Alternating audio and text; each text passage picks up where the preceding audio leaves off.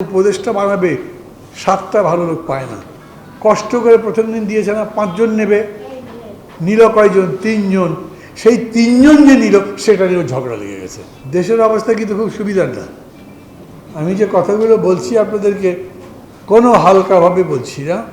3 জন উপদেষ্টার মধ্যে একজন তো ছিলই, ওর প্রমোশন দিয়েছে, সহকারী উপদেষ্টা ছিল, এখন উপদেষ্টা হয়েছে।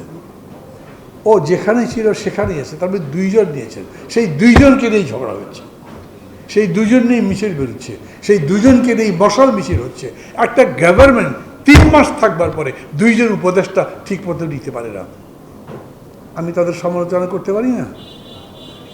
একেবারে ওপেন লাইসেন্স দিয়ে দিয়েছি দেশের যতগুলো স্টেক হোল্ডার আছে, রাজনৈতিক দল, সোশ্যাল অর্গানাইজেশন, আরও যারা যারা, সবাই বলেছে এই সরকারকে আমরা সমর্থন করি। এর আগে আওয়ামী লীগ বলেন, বিএনপি বলেন, জাতীয় পার্টি বলেন, খন্দকার মোশতাক বলেন, কোনো সরকারকে অন্য দল কখনো সমর্থন জানিয়েছিল?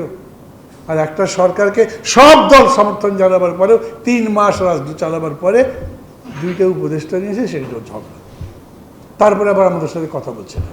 এই যে ছাত্ররা মিছিল করছে, আচ্ছা ছাত্ররা কি সরকারে আছে নাকি বিরোধী দলে? ওদের তো কোনো দল নেই, দল তো বানায়নি, দল হয়তো বানাবে, কিন্তু এখন তারা কি সরকারের সাথে তারা বাইরে। তারা যে দাবি করছে, মিছিল করছে, বলছে 24 ঘন্টার মধ্যে এদেরকে বদল করো। 24 ঘন্টার মধ্যে যদি না বদল করি তাহলে প্রেসিডেন্টকে তো বদলাতে পারে নাই। তারা বলেছে কিন্তু বদলে নেই, আমাদের জন্য বদলে নাই। বলেছে বিরোধী দলের সাথে আলোচনা করে সিদ্ধান্ত নেবো। তুই বিরোধী দলের সাথে আলোচনা করেছে? এটা তো ঝুলেই আছে, হচ্ছে না। ঠিক একইভাবে যদি সব জিনিস ঝুলে যায়, দ্রব্যমূল্য এইগুলো আমি নাই বললাম। কেউ একজন বলেছেন, আপনি সংস্কার বলেন যাই বলেন, ক্ষুধার রাজ্যে পৃথিবী গদ্যময়, পূর্ণিমা চাঁদে যেমন ঝলসানো রুটি। তখন constitution is not readable event.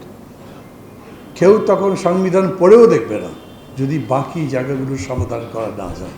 আপনাকে সব কাজ করতে হবে এমন তো কথা নেই, আপনি তো সব কাজ করতে পারছেন না। আপনি 2টা উপদেষ্টাই নিতে পারেন না, এত বড় কথা বলে লাভ কি আছে?